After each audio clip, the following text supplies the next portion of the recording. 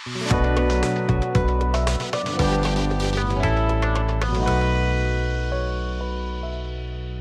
మధ్యకాలంలో దేశంలో ఎక్కడ చూసినప్పటికి కూడా మృత్యువు విలయ తాండవం చేస్తోంది.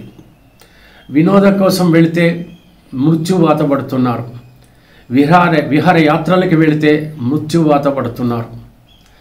తర్వాత తీర్థయాత్రలకి పోతే మృత్యువాత పడుతున్నారు.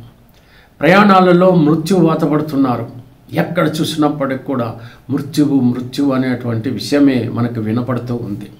వార్తలలో ఎక్కడ చూసినప్పటికి కూడా భీభత్సకరమైనటువంటి దృశ్యాలు మనం చూస్తున్నాము. ఆ వార్తలు మనం వింటున్నాము. అన్నిటికంటే విడ్డూరం ఏమిటనంటే, భగవంతుడా అని చెప్పేసి ఆయన సందర్శనం కోసం వెళితే కూడా మృత్యువాతన పడటం. ఇది చాలా ఘోరాతి ఘోరమైనటువంటి విషయం. విహారయాత్రలకు వెళ్ళారు అని అంటే ఏదైనా వెళ్ళినటువంటి వాళ్ళ నిర్లక్ష్యానికి ఏదైనా కారణం కావచ్చు, లేకపోతే ఇంకొక మరో రకంగా వినోదానికి వెళ్ళినప్పుడు కూడా చాలా జాగ్రత్తలు పాటించకపోవడం వల్ల కూడా ఆ మృత్యువాత పడేటువంటి పరిస్థితులు ఏర్పడవచ్చు. కానీ భగవంతుడి సందర్శనార్థం వెళ్ళినప్పుడు మృత్యువాత పడడం అనేటువంటిది చాలా ఘోరాతి ఘోరమైనటువంటి విషయంగా మనం అర్థం చేసుకోవాలి. భగవంతుడిని మనము ఎందుకు పూజిస్తాము, ఆయనని ఎందుకు దర్శిస్తాం, ఆయన దర్శనార్థం మనం ఎందుకు వెళ్తాం పుణ్యక్షేత్రాలకి?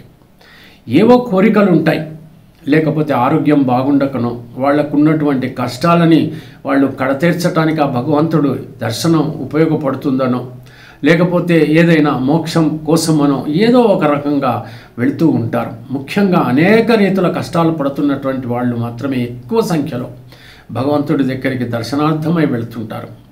అటువంటి పరిస్థితుల్లో మృత్యువాత పడడం అనేటువంటిది ఎంత విషాదకరమైనటువంటి విషయం ఇది. నిర్వాహకులు గనక సక్రమమైనటువంటి రీతిలో వాళ్ళ విధులను నిర్వహిస్తే ఇలాంటి పొరపాట్లు జరగవు. కానీ అలా జరగటం లేదు. ఎక్కడ చూసినప్పటికి కూడా నిర్వాహకులకు నిర్లక్ష్యం చాలా ఎక్కువగా కనపడుతుంది. ఇది తప్పు, ఇది పద్ధతి కాదు. హిందూ మతంలో క్రమశిక్షణ అనేటువంటిది చాలా ముఖ్యమైనటువంటి ఒక విశేషం. క్రమశిక్షణ రాహిత్యం హిందూ మతంలో లేదు. కానీ ఈ రోజున హిందూ మతంలో ప్రజ్వలిల్లినటువంటి ఆ క్రమశిక్షణ లేకపోవడం అనేది ఏదైతే ఉందో చాలా రోజుకు పెరిగిపోతూ ఉంది. ఇతర మతాల వాళ్ళ గురించి నేను మాట్లాడను, నాకు అవసరం లేదు. కానీ మన హిందూ మతంలో మాత్రం ఎక్కడైనా ఎప్పుడైనా ఎలాగైనా సరే క్రమశిక్షణలో మూవ్ అవ్వాల్సిందే, ముందుకు జరగాల్సిందే. ముఖ్యంగా ఈ రకమైనటువంటి వార్తలు విన్నప్పుడు బాధాకరంగా ఉంటుంది. కాబట్టి నేను ఈ విషయము వీడియోలో చేసి చెప్తున్నాను.